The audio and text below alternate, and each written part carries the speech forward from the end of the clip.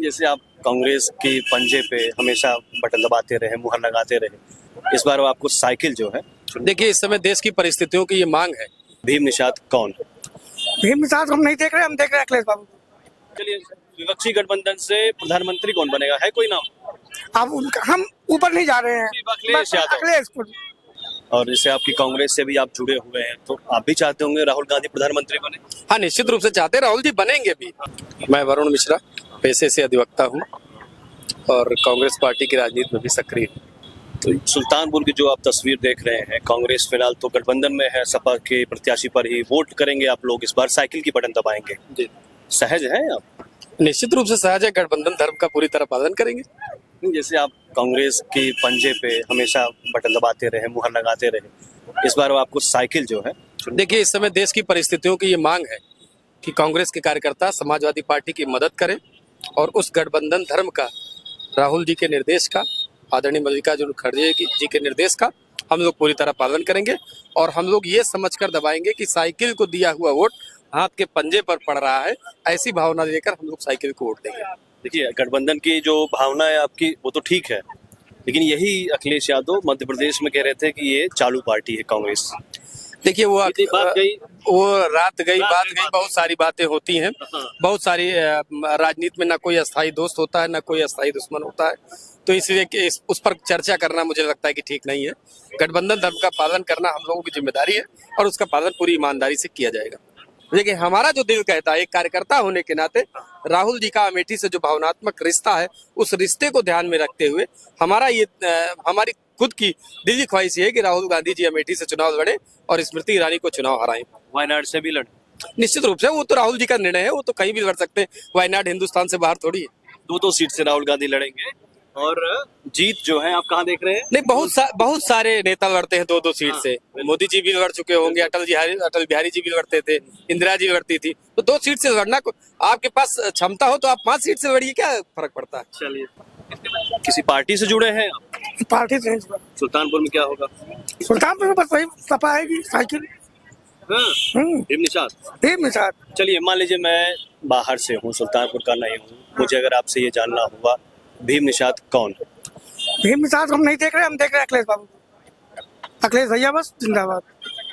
अच्छा, ये गठबंधन में तो नहीं, सिर्फ समाजवादी पार्टी? समाजवादी पार्टी।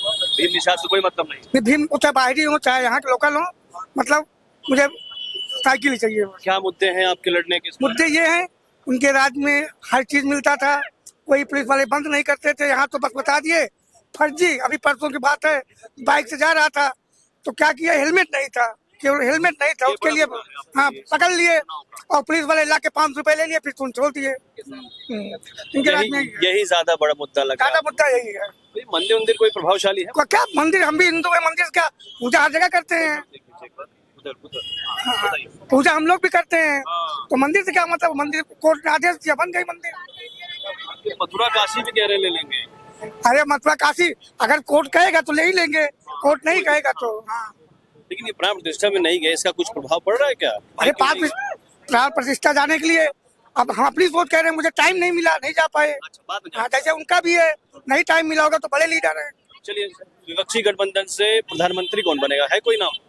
अब हम ऊपर नहीं जा रहे हैं, अखिलेश यादव। अखिलेश को ज्यादा दिक्कत है कि यहाँ पुलिस वाले इतना परेशान कर रहे हैं।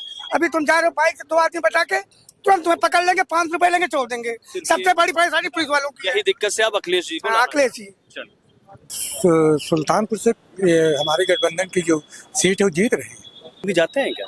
अमेठी तो नहीं जाते, लेकिन एक वहाँ का हाल चाल लेते रहते हैं। क्या हाल है वहाँ भी कांग्रेस जीते। स्मृति ईरानी तो बड़ा दम भर रही है किस बार? इसमें वो सिलेंडर ढो है बस।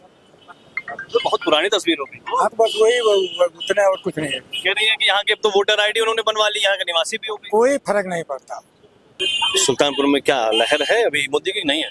देखिए, अभी जब तक ये चुनाव डिक्लेयर नहीं हुआ था, तो यहाँ जो भाजपा की प्रत्याशी हैं श्रीमती मेनका गांधी जी, उनका जो क्षेत्रीय दौरा होता था, जो उनका जनसंपर्क अभियान था, वो यहाँ बेहद लोकप्रिय दिखाई पड़ती थी। और जैसे उनका प्रत्याशिता का घोषणा हुई और गठबंधन का प्रत्याशी आया, तो लोग आकलन करने लगे और एकाएक पता नहीं, हम लोग ऐसा महसूस कर रहे हैं कि यहाँ भारतीय जनता पार्टी के वोट में बहुत ज्यादा गिरावट आ रही है। मान लीजिए, देखिए हर पार्टी की अपनी अपनी महत्वाकांक्षाएं हैं और जैसे आपकी कांग्रेस से भी आप जुड़े हुए हैं, तो आप भी चाहते होंगे राहुल गांधी प्रधानमंत्री बने। हाँ, निश्चित रूप से चाहते हैं, राहुल जी बनेंगे भी। इस तो बार बनेंगे। इस गठबंधन में क्या बाकी दल मान जाएंगे उस नाम पे? नहीं, निश्चित रूप से मान जाएंगे। अगर आप गठबंधन के पूरे सीन को ध्यान से देख रहे हो तो मुख्य रूप से स्टीयरिंग पर कांग्रेस पार्टी ही बैठी है और कांग्रेस पार्टी के नेता ही नेतृत्व कर रहे हैं। इसलिए इसमें कोई संशय नहीं कि राहुल जी मुख्य धारा में रहेंगे और प्रधानमंत्री बनेंगे। यूपी में सिर्फ 17 सीटें दी गई हैं कांग्रेस को। एक राष्ट्रीय स्तर की पार्टी को इस तरीके से अगर यूपी में जो दर्जा मिला है, आप लोग संतुष्ट हैं उससे? नहीं, देखिए, मैंने अभी पहले ही कहा था, परिस्थितियों पर बहुत सारी चीजें निर्भर करती हैं। परिस्थितियां इस समय ऐसी नहीं थी कि हम 17 से ज्यादा सीटों पर लड़े। कार्यकर्ता चाहता था कि और ज्यादा सीटें मिलती, हर नेता की अपेक्षा होती, हमारी भी अपेक्षा थी अपनी पार्टी से कि हमें और ज्यादा सीटें मिले। लेकिन नेतृत्व ने अगर कोई निर्णय लिया हो तो निश्चित रूप से उसमें कुछ ना कुछ दूरगामी सोच होगी, कोई दूरदृष्टि होगी जिसके लिए निर्णय लिया गया है। कार्यकर्ताओं का काम नेतृत्व के फैसले को स्वीकार करना होता है और कार्यकर्ता वही कर रहे हैं। चूंकि आप कांग्रेस से भी जुड़े हैं, अमेठी और अमेठी और रायबरेली का वो पत्ता खोलना चाहेंगे? नहीं, देखिए, अमेठी में राहुल जी चुनाव लड़ेंगे, प्रियंका गांधी जी रायबरेली चुनाव लड़ेंगे। इसमें कोई न संशय मुझे पहले था, न आज है, न आगे। नाम किसी का भी आए कोई फर्क नहीं पड़ता। रॉबर्ट वाड्रा जी भी निश्चित रूप से गांधी परिवार का ही हिस्सा है, वो भी चुनाव लड़ेंगे तो हमें प्रसन्नता होगी। तो अपने कैंडिडेट की बात कीजिए ना, भीम निषाद को आप सपोर्ट करना पड़ेगा जी, मजबूरन। कैसे? सही कर रहे हैं। आप शुरुआती कांग्रेसी? हाँ, हम कांग्रेस के। आपने हमेशा पंजाब पे वोट दिया, आप इस बार साइकिल पे देंगे? साइकिल पर देंगे। ये मजबूरी है? ये मजबूरी है जी। तो भीम निषाद जी का चुनाव ठीक चल रहा है? भीम निषाद जी जब शुरुआत में जब उनकी घोषणा हुई थी तो लगता था कि बड़ा हल्का प्रत्याशी आ गया गठबंधन से और चुनाव में कोई रोचकता नहीं, एक तरफा चुनाव होगा अगर मेनका जी यहाँ से प्रत्याशी होंगे। लेकिन आप विश्वास करिए, अगर आप और लोगों से भी पूछेंगे, गांव में जाकर जब देखेंगे, बात करेंगे, तो धीरे धीरे लोग भाजपा के प्रति नीरस होते जा रहे हैं। ये हम तो मूलतः अमेठी के हैं, अमेठी में भी यही स्थिति है और सुल्तानपुर में हम यही महसूस। राहुल गांधी को वापसी करा दिया? देखिए, अमेठी के लोग तो चाहते हैं कि राहुल गांधी जी आए और अपनी बात वो पहुंचा भी रहे हैं, मांग भी कर रहे हैं और लोगों को विश्वास है कि गांधी जी ने पिछली बार 2019 में जो चुनाव हुआ और 24 के बीच में ऐसा क्या अमेठी में किया या कितनी बार आए कि उनके लिए हवा बन गई? देखिए, ये आपने बहुत सही कहा, इसको बोलने में मुझे कोई हिचक नहीं है। 2019 के बाद राहुल जी का कोई विशेष दौड़ा नहीं हुआ और दो तीन बार आए वो, लेकिन वो एक उनका अपना कार्यक्रम था, एक पदयात्रा थी और एक विधानसभा के चुनाव में आए थे, एक बार समीक्षा करने आए थे, 2-3 बार आए। लेकिन राहुल गांधी के प्रति इस तरह से दीवानगी है अमेठी में कि कब से दीवानगी? ये दीवानगी जैसे चुनाव डिक्लेयर हुआ इस बार 24 का ये मतलब चुनाव होते हैं, दीवानगी खत्म हो जाती है, वो हार जाते हैं, लेकिन जैसे चुनाव नया डिक्लेयर हुआ जी, लोगों के मन में एक भाव आ गया कि नहीं इस बार लाना है। हाँ, उसका कारण मैं बता रहा हूँ आपको। चुनाव जब डिक्लेयर हो गया और आचार संहिता लागू हो गई, तो जहां लगता था कि बीजेपी के खिलाफ कोई बोलने को तैयार नहीं था और बीजेपी का पूरा माहौल चल रहा था और ऐसे में एकाएक जैसे चुनाव डिक्लेयर होता है, उनके खिलाफ लोग बोलना शुरू कर देते हैं।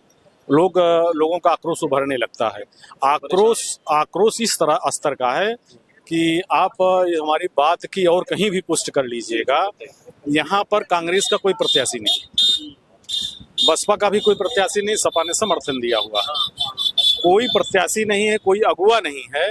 यहाँ की जनता स्वयं भारतीय जनता पार्टी के प्रत्याशी के खिलाफ चुनाव लड़ रही है और जनता जैसे ही, क्योंकि उनका इतना यहाँ पर आतंक है कि आक्रोश तो है, लेकिन जनता जैसे ही अपना समुचित संरक्षण किसी नेता में पाएगी, वो जनता का आक्रोश बदल जाएगा और यहाँ पर भाजपा की बहुत बुरी तरह के पराजय होगी। अगर जनता को ऐसा उम्मीदवार मिला जिसके साथ वो अपने को सुरक्षित महसूस कर पाएगी, तो बहुत ही बुरी पराजय होगी भारतीय जनता पार्टी।